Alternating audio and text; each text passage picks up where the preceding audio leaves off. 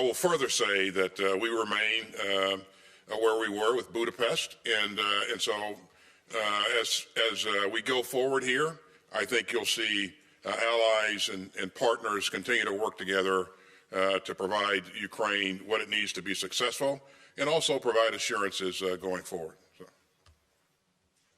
Next question will go to Carla Babb, Voice of America.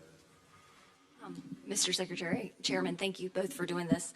Mr. Secretary, what has the U.S. committed to provide to the F-16 training program for Ukrainians, specifically trainers, munitions, jets? And can you provide us with any more details on the overall F-16 training plans? And Chairman Milley, the indictment of former U.S. President Trump includes a transcript of him discussing a classified document about plans to attack a country. How concerning is it to you that a former president, or any U.S. official for that matter, is willing to discuss classified military plans and consider using those plans to settle personal scores? Thanks, Carla. Let me start with the F-16 question here. First, let me say how much I really appreciate the Netherlands and Denmark stepping up to lead this consortium. And they are outlining the plan for training. And there are a number of other countries that have joined in and volunteered to help in this effort. And so this work continues.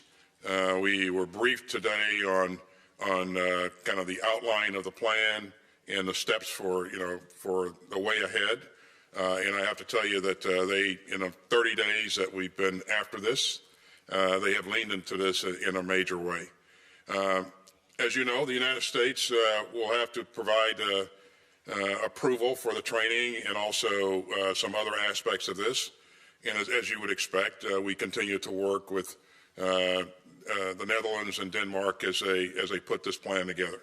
But again, this will take some time, but they're really moving out in a very impressive way, and they're getting support from other partners in the UDC CG. And Carla, thank you for the opportunity to make no comment. I appreciate that. It's entirely inappropriate for me to ever make a comment about an ongoing federal investigation, so I'm not going to make any comment.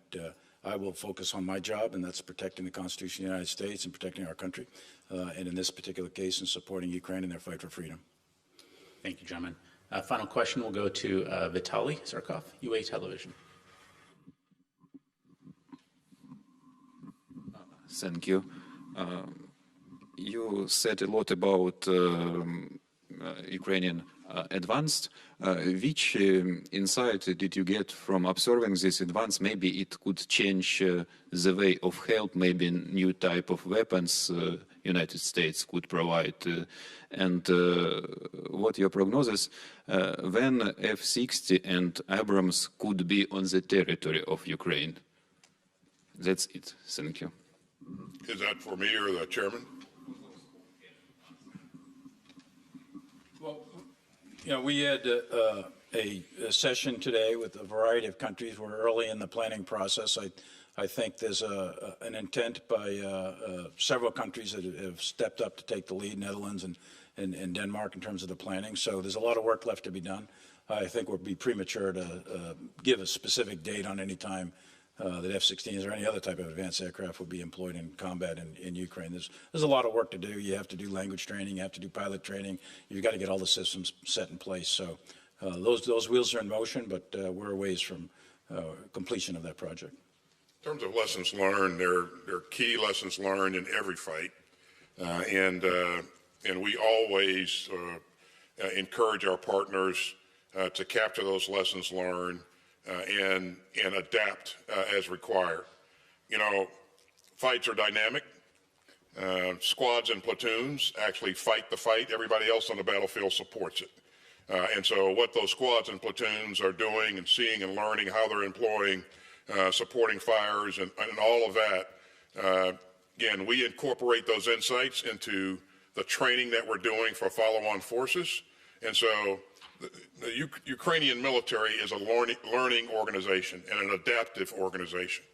And we see continuous adaptation on a daily basis. It's been that way from the very start, and as the battlefield dynamics have changed over the weeks and months, we've worked with the Ukrainians. We've also changed in terms of kinds of things that we're providing them, and it's been successful. And the evidence that it's been successful can be seen in where the Ukrainians are today on the battlefield. Mr. Secretary, General Milley, thank you very much, gentlemen. Ladies and gentlemen, this concludes our press briefing. Thank you. Okay, thanks, everybody.